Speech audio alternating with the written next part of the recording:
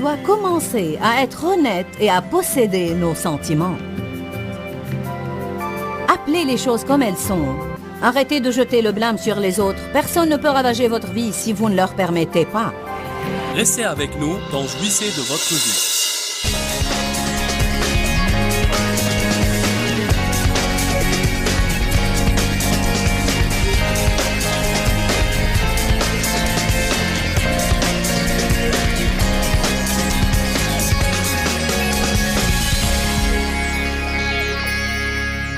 Je suis si heureuse que vous regardiez cette émission et que vous ayez décidé de me joindre. Aujourd'hui, je vais discuter comment passer outre la colère et la haine. Beaucoup de personnes sont fâchées à propos de quelque chose et d'autres doivent pardonner à quelqu'un. Et je veux juste vous demander d'ouvrir votre cœur, de vous calmer et d'être prêt à recevoir une véritable parole de Dieu. Parce que beaucoup m'ont dit, en fait, je n'exagère pas du tout. Croyez-moi, beaucoup de gens m'ont dit, Joyce, cet enseignement est le meilleur que tu aies jamais fait ou donné. Certaines de ces remarques venaient de personnes attachées à mon ministère pendant des années et des années. C'était comme si j'avais trouvé une place dans l'Esprit de Dieu lors de cet enseignement, qui était étonnant. J'y ai traité beaucoup de questions et quand j'ai fini, j'ai dit « je ne savais pas tout ça quand j'ai commencé à parler ». Alors je veux que vous l'assimiliez bien aujourd'hui parce que je crois que Dieu va faire quelque chose de surnaturel en vous. Que Dieu vous bénisse. Père, merci pour cette parole importante ce matin, dont on a tous désespérément besoin chaque jour de notre vie. Aide-nous à comprendre qu'on doit s'élancer et persévérer si on veut la victoire. Aide-nous, donne-nous la grâce. Au nom de Jésus. Ce matin, je veux prendre un peu de temps pour vous dire comment passer outre la colère. Qui ici ne s'est jamais mis en colère? Comment passer au-delà de la colère et de la haine? Parce que si on ne fait rien à propos de notre colère, le problème qu'on va bientôt avoir, c'est la rancœur. Si je me fâche contre quelqu'un et je reste fâché assez longtemps, alors ça prend racine. Et je moissonne une racine d'amertume. Je deviens rancunière. Et même si j'essaye de rester en rapport avec cette personne et de sourire extérieurement, il y a quelque chose dans mon cœur qui est graduellement en train d'éroder la vie de Dieu en moi. La Bible est très explicite à ce sujet. Quoi qu'on puisse se mettre en colère, on ne doit pas le rester. Et la Bible est très claire et explicite sur le besoin et la nécessité pour tout croyant de garder son cœur complètement purifié de toute offense et rancœur. Tout le monde a besoin de ce message. Chacun de nous est tenté régulièrement dans ce domaine. Vous serez surpris. Combien de personnes sont ici aujourd'hui qui aiment Dieu, qui sont venus pour un miracle, qui sont venus ici pour une percée, qui sont venus pour que Dieu agisse dans leur vie, mais vous êtes venus fâchés contre quelqu'un ou quelque chose. Et ce n'est peut-être pas quelque chose de récent, c'est quelque chose qui est resté là pendant longtemps. Et vous dites, j'ai essayé de le surmonter, mais je ne peux pas. Si vous pouvez. Dieu ne nous commande pas de faire des choses qui sont impossibles à faire. Si le Seigneur dit pardonnez, alors on peut pardonner. S'il dit ne soyez pas offensés, alors il y a un moyen pour nous de ne pas être offensés. Le pasteur Don Clowers et moi parlions hier avec Dave et Sharon. Parce que j'aime aller au cœur de la question. J'ai dit, je vais parler de se départir de son passé et comment vraiment vivre et jouir du futur que Dieu nous a préparé. Je vais parler de passer outre la colère et au-delà de l'amertume. Mais je veux pouvoir leur dire comment. C'est une chose de dire à quelqu'un de faire quelque chose, et c'en est une autre de leur dire comment faire ce que vous leur demandez de faire. Don a commencé à partager certaines choses avec moi. J'en avais quelques-unes à cœur et j'y réfléchissais, même dernièrement. Don a dit que ce que Dieu Ce que Dieu le guidait personnellement à faire, c'est d'être honnête avec lui-même et de se demander pourquoi il a ces sentiments quand il a n'importe quel sentiment. Il a dit qu'un matin, il y a 2 semaines, il s'est réveillé d'humeur vraiment maussade. Il a dit qu'il se sentait comme « Laisse tomber tout ça.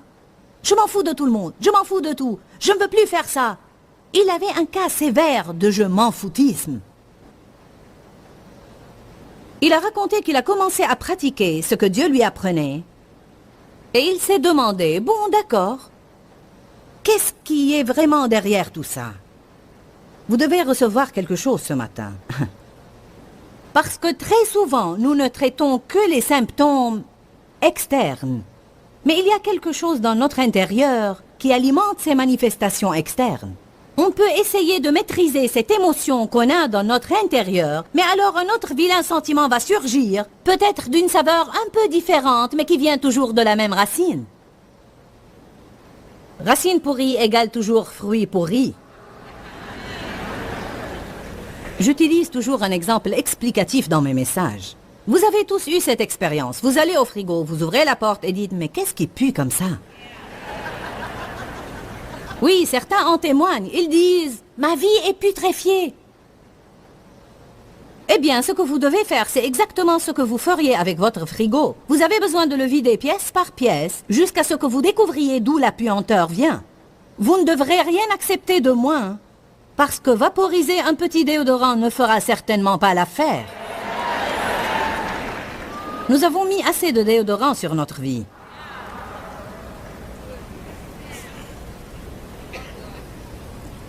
Ah oui. Je sais que j'ai une mauvaise attitude, mais...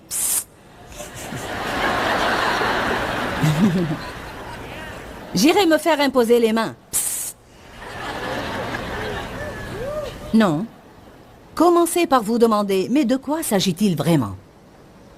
Vous dites, je vais vous dire de quoi il s'agit. Ils m'ont mis en colère. Non, que devez-vous faire? Vous devez prendre possession de votre colère. Au lieu de dire, tu m'as mis en colère, vous devez dire, pourquoi est-ce que je me mets facilement en colère?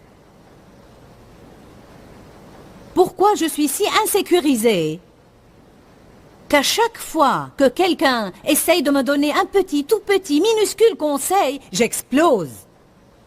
Cessez d'essayer de me dire quoi faire. Ben non, peut-être vous devriez laisser Dieu s'occuper d'eux et les confier au Seigneur. Et peut-être que vous devriez trouver comment vous pouvez vivre dans un monde peuplé de gens grossiers et ignobles et avoir toujours la paix.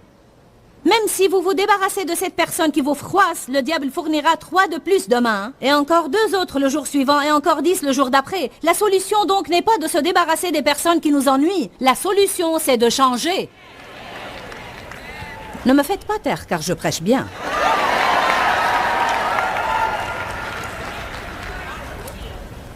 Ce que Don partageait était personnel. On n'est pas rentré dans des détails, mais il a dit que lorsqu'il s'est demandé de quoi il s'agissait vraiment, il a découvert une blessure. Vous voyez, que de fois, les gens nous blessent, et au lieu de soigner le mal, on l'enfuit. Ma devise pour vous aujourd'hui, c'est « Cessez d'enfouir votre mal ».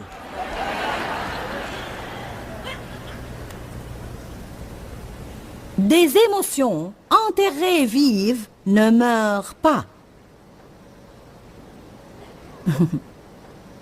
Je veux que vous le voyiez. Des émotions enterrées vives ne meurent pas. Tout ce qu'elles font, c'est de se mettre quelque part en vous et s'infectent, ou enflent, et commencent à éroder votre rapport avec Dieu. Elles commencent à éroder vos rapports avec les gens. Nous devons soigner ces plaies et non simplement les cacher quelque part et faire comme si on est bien alors qu'on ne l'est pas. On doit cesser d'être faux et on doit devenir intègre avec nous-mêmes parce qu'on ne peut être honnête avec personne d'autre si on ne l'est pas d'abord avec nous-mêmes. Si vous êtes jaloux de quelqu'un, désignez-le comme tel. Allez au Seigneur et dites-lui, Éternel, je sais que mon attitude pue. Je peux sentir la puanteur quand j'ouvre la porte.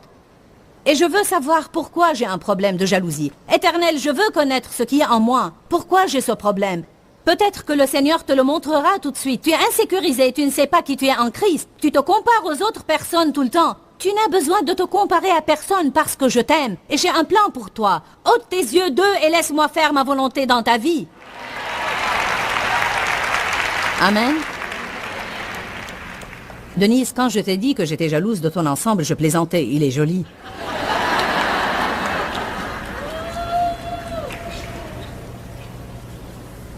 On doit commencer à être honnête et à posséder nos sentiments. Appelez les choses comme elles sont. Arrêtez de jeter le blâme sur les autres. Personne ne peut ravager votre vie si vous ne leur permettez pas.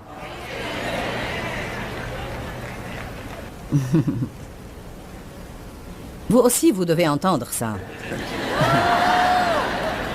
Personne ne peut ravager votre vie si vous ne le leur permettez pas. Je sais de source sûre que les personnes malheureuses veulent rendre les autres malheureux. C'est tout ce dont il s'agit. Ils ne le font même pas exprès. Ils sont si malheureux qu'ils ne peuvent simplement pas supporter la joie parce que la joie contrecarre leur misère.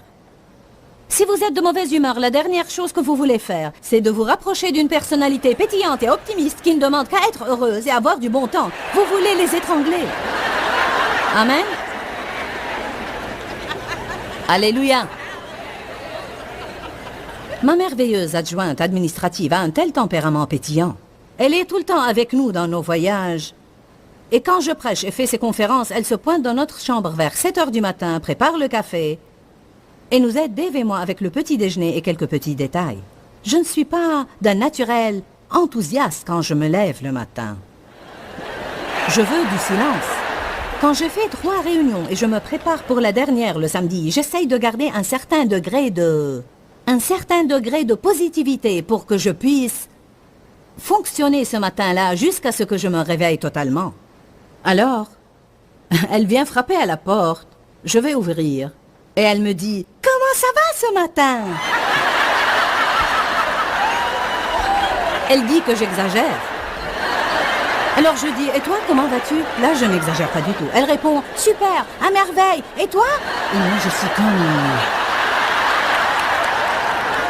Parfois, je pense, personne ne peut être aussi gai le matin. Bien sûr, je suis heureuse pour elle. Dieu soit loué, sûr que j'ai besoin d'elle pour me sortir du sous-sol parfois, mais... Pour vous dire vrai, parfois, quand vous êtes de mauvaise humeur et quelqu'un d'autre est si pétillant et heureux, vous êtes juste... Si vous voulez être négatif et quelqu'un arrive qui est positif, ça vous agace. Si vous n'avez pas de bonnes manières et quelqu'un autour de vous est si poli et délicat, vous ne les aimez pas. Quand Paul et Roxane vivaient avec nous, ils sont restés chez nous 18 ans comme nos porteurs d'armes. Et pendant ces années où nos enfants étaient petits alors qu'on voyageait, ils aidaient avec les enfants et ils étaient une bénédiction pour nous. Mais je n'ai jamais vu personne de plus civil, de plus poli et délicat que ces deux-là. Je n'ai jamais entendu l'un d'eux demander à l'autre de faire quelque chose sans lui dire « s'il te plaît et merci ». Dave et moi, on se beuglait des ordres l'un à l'autre. Et quand ils sont arrivés chez nous, je vous dis la vérité, je le leur ai dit. Ils m'agaçaient beaucoup. Ils étaient si gentils et si polis. Ils m'énervaient et j'étais comme « mais arrêtez ça !» Vous n'êtes pas authentique. Tu pourrais m'apporter un verre d'eau, s'il te plaît? Merci, mon amour. Moi, je disais, apporte-moi de l'eau. Dieu soit loué.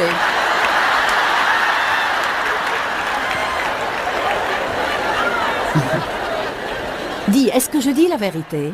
À chaque fois qu'on est en présence de quelqu'un qui fait mieux que nous dans n'importe quel domaine, leur bonne conduite nous convainc en matière de péché. Mais alors, au lieu de nous corriger, on s'énerve contre eux. Au lieu de les laisser nous attirer jusqu'au niveau où ils sont, on veut les abaisser là où on est. Ce que j'essaye de vous dire, c'est qu'on doit cesser de jeter le blâme aux autres, quel que soit le cas. Et on doit prendre possession de nos sentiments et de nos pensées et assumer la responsabilité pour toutes ces pensées et toutes ces émotions bizarres et scandaleuses que nous avons. Allez maintenant. Vous savez, toutes ces choses qu'on cache de tout le monde. Pas un seul de nous voudrait que notre cœur soit un livre ouvert projeté sur un écran de ciné. Alléluia. On pense toujours, mon Dieu, je n'ai pas besoin de ça, si vous en avez besoin. Oui, c'est vrai. Vous en avez besoin. Je crois que Dieu nous met très souvent en présence de personnes dont nos comportements nous réprouvent. Parfois, je me trouve avec des personnes et en raison de ma marche avec Dieu, mon comportement les réprimande. Et beaucoup décident alors qu'elles ne m'aiment pas. Ce n'est pas de ma faute. Je ne peux pas changer parce qu'elles se sentent blâmées par ma présence. Certains doivent être honnêtes et se dire, bon, pourquoi je ne l'aime pas? Peut-être que je ne l'aime pas parce qu'elle est meilleure que moi dans certains domaines. Et sa présence me blâme et fait que je me sens mal à propos de là où je suis. On doit devenir honnête. On doit devenir péniblement honnête. Si vous êtes jaloux, dites cela à Dieu et demandez-lui de vous montrer pourquoi. Si vous êtes fâché et vous vous fâchez facilement, demandez à Dieu pourquoi vous vous fâchez facilement. Je répète, les autres ne peuvent pas être responsables de nous traiter de sorte qu'on ne se fâche jamais. On doit assumer la responsabilité de nos propres émotions et de ne pas les laisser déborder tout le temps. C'est un gros travail que d'essayer de changer le monde pour que vous soyez heureux. Je sais, j'ai essayé. C'est la vérité absolue. Vraiment, nous ne sommes pas vaincus par nos problèmes, ce sont nos réactions qui nous vainquent.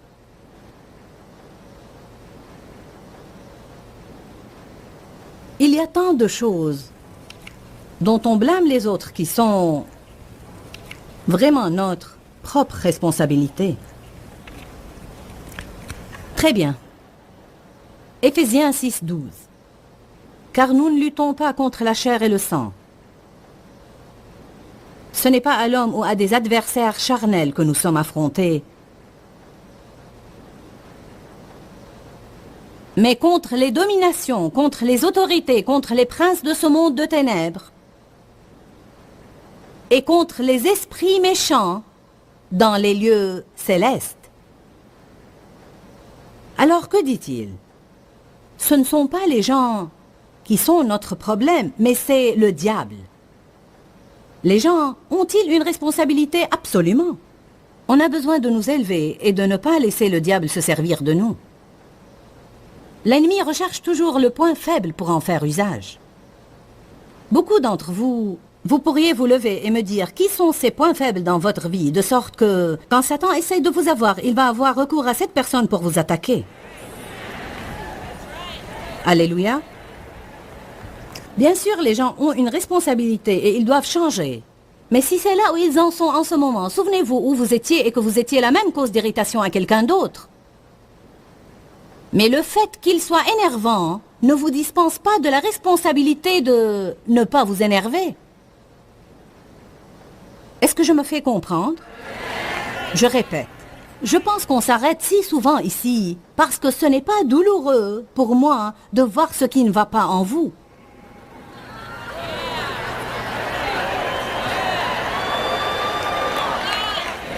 Tant que je peux juger tout ce que vous me faites qui me rend malheureuse et que vous ne devriez plus faire, il n'y a aucune douleur à cela, je n'ai rien à vaincre.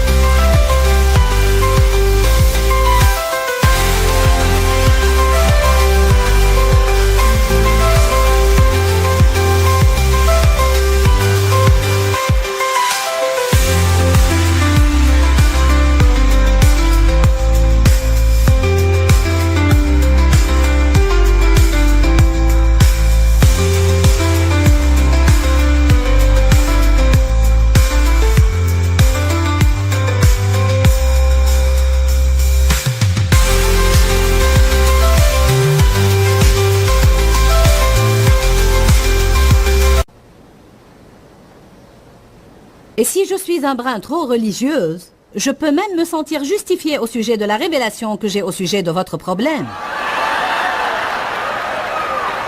Étant donné que je suis si spirituellement mûr que je peux identifier toutes les faiblesses et tous les défauts des autres. Alléluia. Donc la douleur commence quand je passe au-delà de ce que vous me faites ou de ce que je pense que vous me faites, parce que souvent c'est dans notre tête seulement. Souvent c'est purement notre perception. Est-ce que vous savez qu'il y en a beaucoup dont la perception est tout à fait déplacée? En d'autres termes, à cause des mots dans ma vie d'il y a longtemps, je peux être dans une chambre et croire que les gens me rejettent alors qu'ils ne prêtent aucune attention à moi, car ils ne savent même pas que je suis là.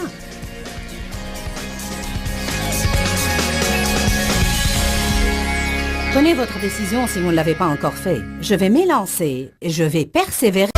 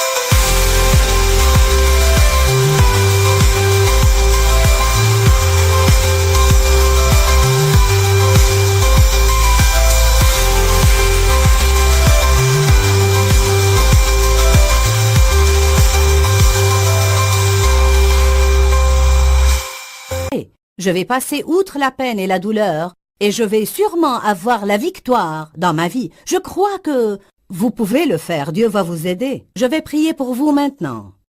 Qu'une grâce de Dieu vienne dans votre vie pour que vous puissiez vite pardonner à tous ceux qui vous ont blessé dans le passé ou qui peuvent vous blesser à l'avenir. Mettons-nous d'accord. Père, nous venons à toi au nom de Jésus. Ce nom si puissant, si prodigieux, que tout genou doit fléchir quand nous l'invoquons. Ainsi nous commandons la rancœur, l'amertume, le ressentiment, de fléchir le genou, au nom de Jésus en ce moment. Et je demande une grâce spéciale pour tous les téléspectateurs, pour pouvoir pardonner complètement et laisser tomber les offenses passées contre eux. Donne-leur la grâce de prier pour leurs ennemis et les bénir. Je prie dans le nom de Jésus. Amen. Je pense que c'est réellement un principe des plus importants de la parole de Dieu. Je vous aime. J'ai hâte de partager la parole de Dieu avec vous encore demain. La parole de Dieu œuvre toujours dans la vie des gens et les change de jour en jour. Que Dieu vous bénisse. Pourquoi Seigneur, pourquoi? Dans ce livret, Joyce Meyer nous enseigne à travers la parole comment être délivré de la confusion. Pour obtenir ce livret gratuitement, écrivez-nous à Joyce Meyer, boîte postale 40095-6300, Larnaca, Chypre. Ou bien visitez notre site web www.joycemeyer.org/fr.